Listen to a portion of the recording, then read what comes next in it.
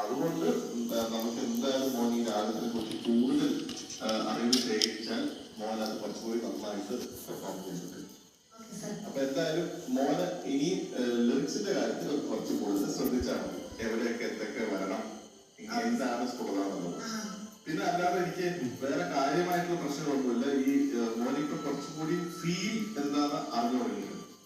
അതിന്റെ വളരെ നല്ലൊരു സൈനാണ്. ഇപ്പൊ കൊണ്ടുവരുന്ന പാട്ടുകളിലെല്ലാം ഞാൻ ശ്രദ്ധിച്ചാൽ അറിയാം മോൻ കുറച്ച് എക്സ്ട്രാ ഫീൽ കൊണ്ടുവരാൻ ശ്രമിക്കുന്നു.